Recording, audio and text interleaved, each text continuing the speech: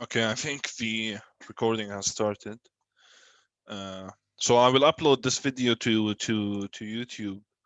So for the people that can't make it, we can you can go ahead and watch it later on.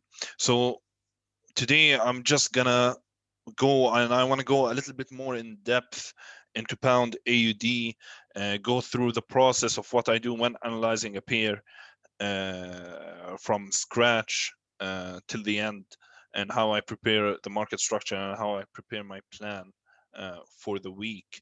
So pound AUD, the first thing I would like to do before diving into the pair itself is looking at the index, the British pound index and the Australian dollar index. So let's switch to that real quick. All right, so we'll do this. So the pound, if we switch over here, we can see that the pound is moving in a very strong, was moving in a very strong bullish trend, with the ascending trend line being respected as a huge support with multiple rejections on the daily time frame noticeable, right? Now, earlier this year, we were able to break out of this ascending trend line. Um, uh, to be exact, on the 17th of June. So we broke out of the ascending trend line, and since then we've been moving in a typical bearish price action, creating lower lows, lower highs, lower lows, lower highs, and etc. So we can see that the British pound is moving in a descending channel, in a descending direction, right? In a bearish direction. If we were to draw a trend, let me remove this magnet. If we were to draw a trend line, we can see it almost something like this, respecting the descending trend line. Now, most recently, price created a low, and since then has been moving to the upside. Maybe we're coming back to retest this SNR area, retest this descending trend line before continuing down, possibly either creating like a double bottom rejection pattern, or further moving down to this area over here, this range over here, and creating a lower low in the bearish trend, right? So we have to keep that in consideration, that the overall, that the bearish, the British pound is moving in a bearish direction, right? And now we are at an SNR area over here where the retest is happening, and possibly we might come back, retest again before heading back down, or maybe this is the end of the bearish trend, and we will continue moving up. We will return to moving up. Sorry. So I also like to highlight the 50% level of the bearish trend, just to see if when we will actually break the trend. So we can see that the 50% level confluences perfectly with these rejections over here, both as support and as resistance. So I believe if we break this trend line, break above the 50, then we are back on the bullish momentum, back on the bullish trend with the pound. The UK is opening back up. However, we have seen in the past 2 weeks a huge spike in COVID cases in the UK. So let us see what final decision Boris Johnson and his team will take regarding that situation. So we will keep an eye on that as well. As for the Australian dollar, let me just switch to this as to give us a cleaner look. We can also see that the Australian dollar is moving in a bearish trend, and this is due to in the past month, there was a COVID outbreak in Australia, and they've been trying their best to keep a tight lock on it by having a lockdown in the country. And I believe the statistics shows that in Victoria and I think South Wales, cases have dropped significantly, and they plan to reopen. However, there's still one minor city in Australia where cases are rising still. So, but from a technical perspective, on the Australian dollar, we have been moving in a strong bullish trend right now, and we're seeing some minor corrections to the downside, right? So let's see if the Australian dollar will find support at this area and start to head back up, or will it continue moving down, right? So now we have like some sort of a general idea about the two currencies, right? Where they are, where they're at fundamentally, where they're at technically. There was also this news released today. They're going to receive, Sydney's going to receive 50,000 more vaccines. I believe it was from two companies. Yes, Pfizer and BioNTech. Um, vaccine against COVID-19 to Sydney as the area around the New South Wales capital reported 163 out of 176 new infections observed in Australia in the previous 24 hours. So which area is that? That is New South Wales, right? This was the city that I was talking about. So now that we know that, we can now take a look at pound AUD. And pound AUD, I always like to start off with the weekly time frame, right? So just by looking at exactly what's going on, what's happening on the weekly time frame, right? So we can notice that we are moving in a nice clean bullish trend, right? Acting as support. We can see multiple rejections from this bullish trend. Every time we tap into it, we head back up, right? And just by zooming in a little bit, we can see that price was previously moving in a bearish trend and it ranged for a little bit and we are breaking out. So if we were to draw it, no, let me draw it differently. So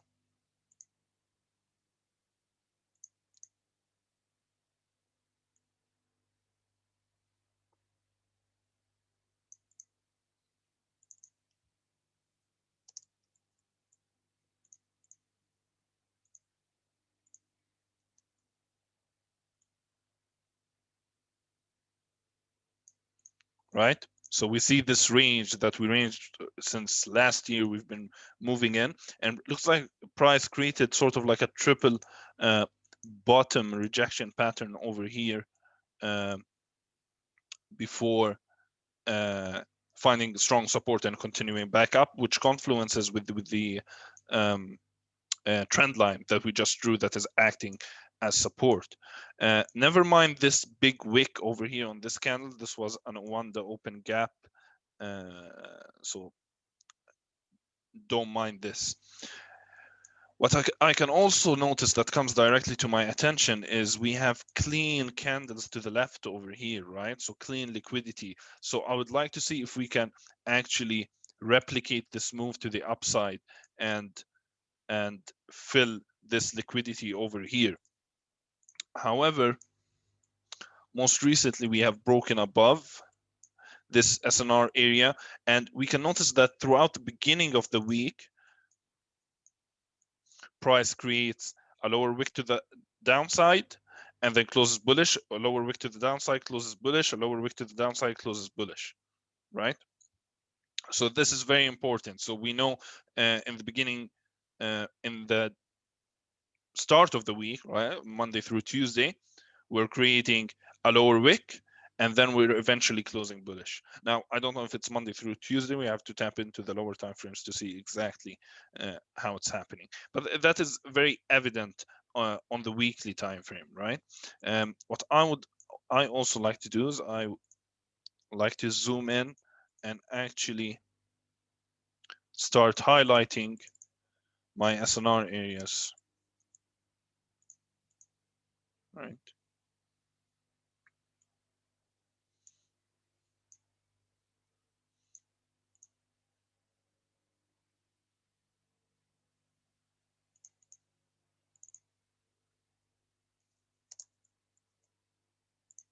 And always labeling them so I don't forget what they are.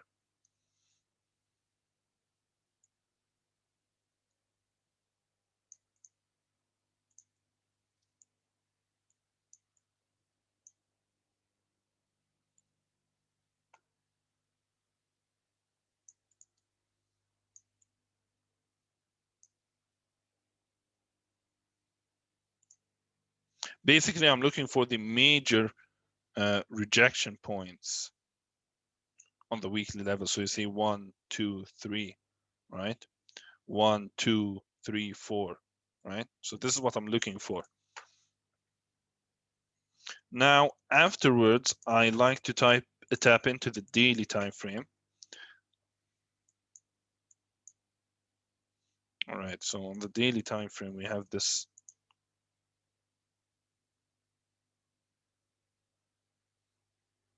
really nice daily bullish trend line, trend line, right, which is being respected on multiple rejections over here. Also have some sort of upper wedge that could be noticed like over here, but I wouldn't pay that no attention. And we can notice that price is moving in a choppy but still higher high, higher low formation. We have a daily ascending, a daily range over here. So price was ranging in this area over here, correct? So that is noticeable as well and worth highlighting. So we see price ranged over here, gave a false breakout to the upside. So if the resistance was originally here, rejection, back to support, false breakout, and back into the range. So this is our range, our consolidation area where price is grabbing liquidity. Now, this is evident that there is a consolidation area and the price is raging. This is like, it's understandable why, because when we looked at the index, we saw that both of them were moving bearish. So it only makes sense for price to move to the downside, to move sideways, sorry. And now we can see that price was able to break out, come back, retest with this wick, and continue moving in the bullish direction. Most recently on the daily, we can see the price was in some sort of a range over here. So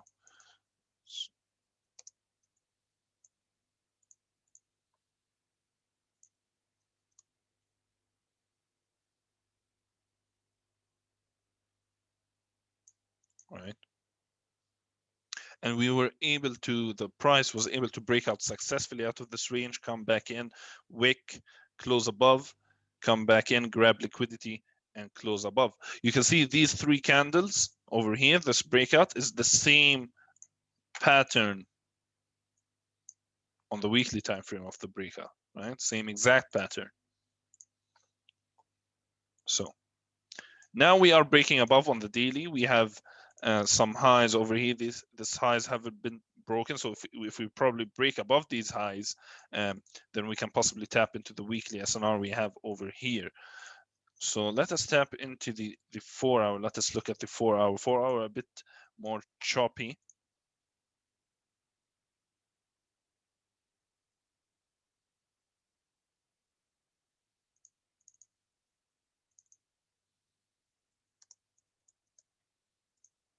So here's our 4 hour resistance. So now, like we said, from the weekly time frame, we can notice that price at the beginning of the week goes down before it heads back up. So maybe we will see something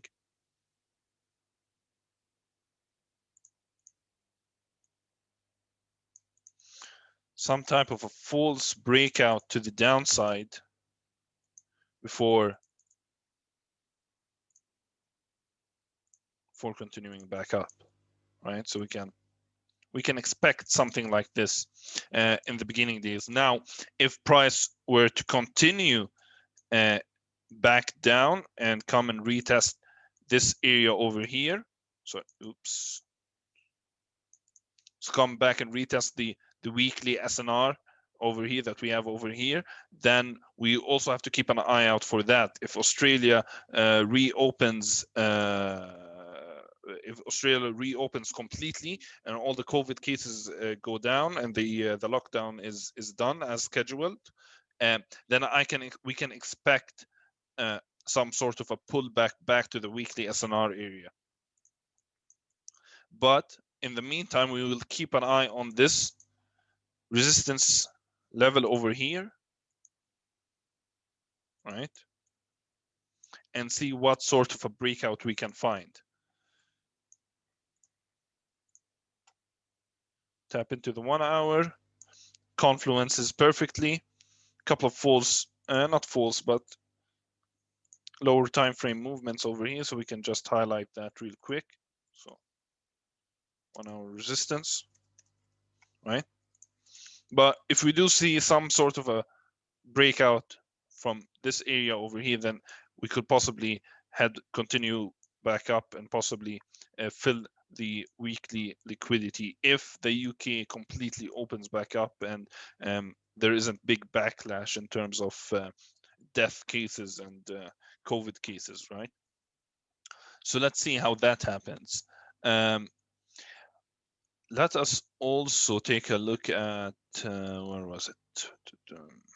The economical calendar. So the most important thing we have for this week, so the UK, there isn't a lot of news on the UK, is the Australian CPI, which is on Tuesday. This over here, right? And the Australian CPI, if we want to go in details on the Australian CPI, if you guys don't know what the CPI is, it is basically a measurement that shows the comparison of prices of a wide range of products and services. So an easy way to think about it would be the percentage of change on the cost of living, right? That would be the simplest way to look at the CPI, right? So they look at changes in real estate, in transportation, in medical care, and food, and simple services as well, like a haircut or something like that, right? So it's a very huge wide range of products and services that are being looked at, and they will check how much prices have changed, and depending on that to see if there's inflation, right? And this is the major factor of any currency pair, right? This is what all the forecasts are. Is there inflation? Is there deflation, right? So we have the CPI on Tuesday, and I was thinking of we can go ahead and, like, during the Sydney session, prepare for that, and we can trade that live. Try to take a couple of scalps during that session. But yeah, going back to pound AUD. So from a technical perspective, it's a very choppy pair, which is the reason why I decided to do the video on this is to go into like choppy pairs and really dissect what is going on and trying to clean them so you can get a better sense of what's going on, right? So this is the consumer price index of Australia. You can see an extremely bullish CPI. And now if we look at US oil, now the reason why I look at US oil and the price of oil globally is because oil, the price of oil is a reflection of how good the world economic in general is doing. So when there's a high demand on oil, that means cargo is moving, ships are being moved, planes are being planes are transporting people and cargo. People are moving. So there's the world is slowly exiting the lockdown, right? So we can see the huge lockdown phase over here, right? This is of course when price went to historical lows, right? This is the start of COVID and the lockdowns, right? This is when there was a little bit of optimism, but still economies were closed and stuff like that. And then when the country opened back up, US oil moved up. So this is an indication usually on how well economies are doing and the overall like sort of like a general perspective. So it's always good to keep to look at it as well. And if you compare it directly with the US CPI, where was it? consumer price index.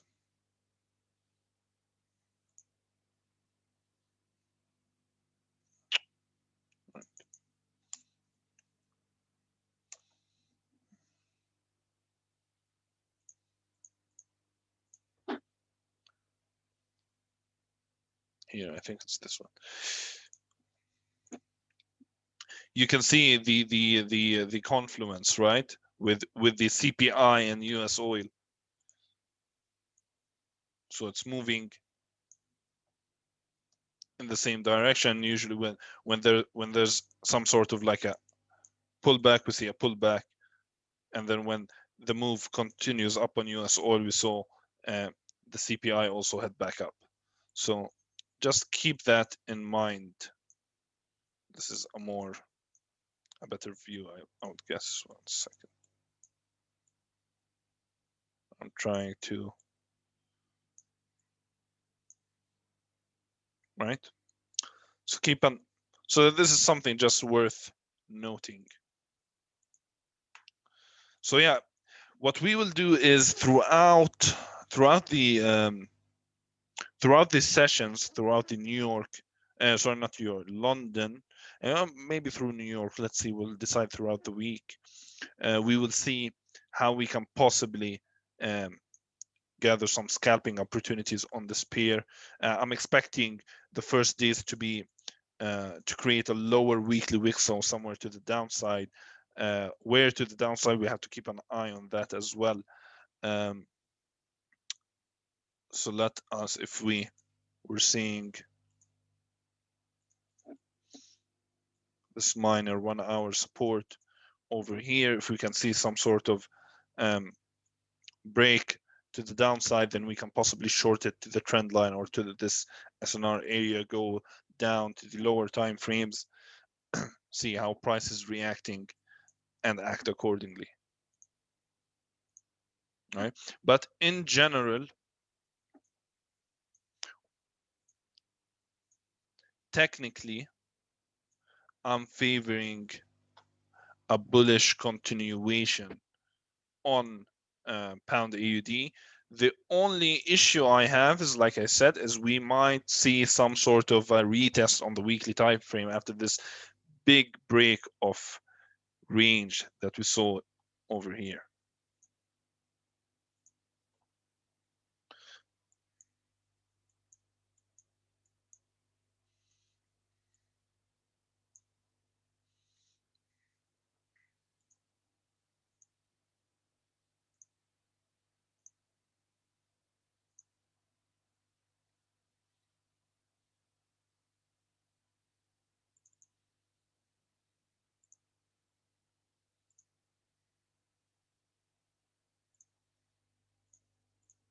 See, we can also notice that the 50% of the bullish trends being respected, 2 taps on the 61.8. It will be dangerous to enter a bull run directly without creating a weekly lower wick first. So this is what I will be looking for. So Monday we're gonna watch. We're gonna hope we're gonna see some bearish momentum, maybe retest the 50 or the 61.8, and some false breakout to the downside for continuing up. This is one scenario. The other scenario is we completely keep on heading down and possibly retest this weekly SNR area over here. And for that scenario, we either, I don't know if we would want to short it on the way down. It would really depend on the volume in the market during the sessions, but we will take into consideration if we see strong rejections from this area to enter longs. All right, so these are the two scenarios we have for pound AUD. The CPI will also play a major role on Tuesday, so we will keep an eye on that. But yeah, definitely start of the week, some bearish momentum. The question is, will we continue with the bearish momentum back to the weekly and the trend line? support areas, and if we see good Australian CPI numbers, then that might be the case. Or will we head down, create some sort of a false breakout for continuing back up? So yeah, do you guys, the people in the Discord, do you have any questions regarding pound AUD or what I just explained?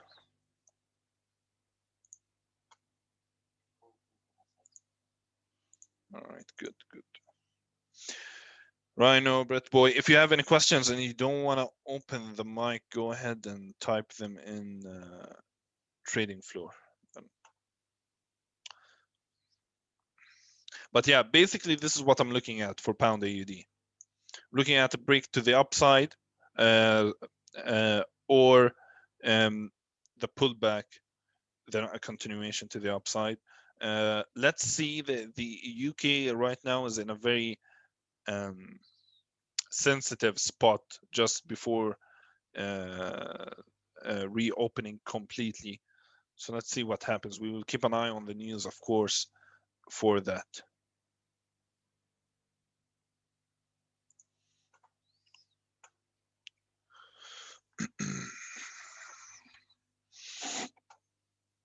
Okay. All good. Yes, it's very, once it's dissected in this way, it's very simple to understand what exactly is happening. The only issue we have is we have a weak British pound, right?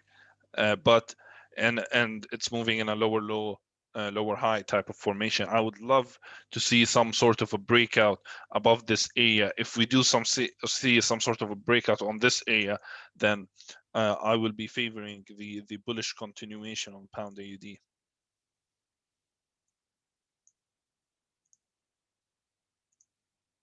Makes sense? All right.